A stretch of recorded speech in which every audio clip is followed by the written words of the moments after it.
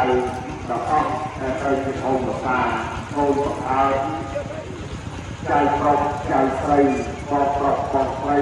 ដែលត្រូវជាមួយស្ដីនៅក្នុងឋានៈពេលខាងនេះហើយលោកគ្រូឧបាសិកានៃនេះដែលលោកយ៉ាងនេះលោកថាតាមលោកធម្មហើយនោះហើយចឹងក៏បានរៀបចំធ្វើវិធីរំខានបើដូចជាកថាជូនដំណើរមកតាមនៅអារាមវត្តព្រះរាជធំនៅក្នុងពេលលំដាប់នេះគេហៅថាកន្លែងជាគណៈកិច្ចចឹងកូនខ្ញុំបានជាកូនជាចៅជាបងជាអូនទាំងអស់សូមលើកដៃគោរពនិងសូមការអនុញ្ញាតអំពីទេវតាដែលថែរក្សានៅក្នុងអារាមវត្តព្រះរាជធំទៅដូចជាទូសបារមីនៅក្នុងវត្តព្រះរាជធំមានលោកតាក៏ដូចជាលោកពិសេសក៏ដូចជាអស់លោកថែរក្សាម្ចាស់ទឹកម្ចាស់ដីនៅក្នុងអារាមវត្តព្រះរាជធំនេះចឹងកូនចៅ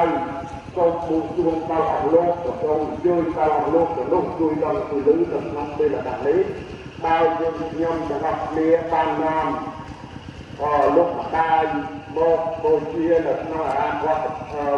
ព្រះរាជធំនៅក្នុងពេលលំដាប់នេះកូនចៅសូមការអនុញ្ញាត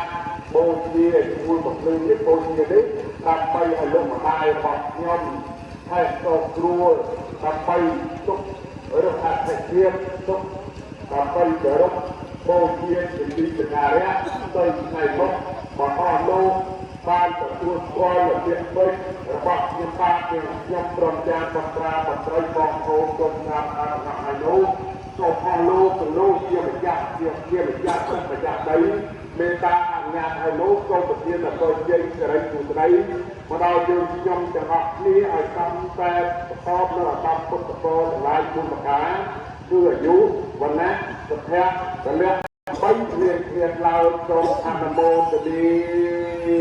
ជាអ្នកអញ្ចឹងលោកគ្រូអាចារ្យនឹងបង្ហាញកម្មវិធីតទៀត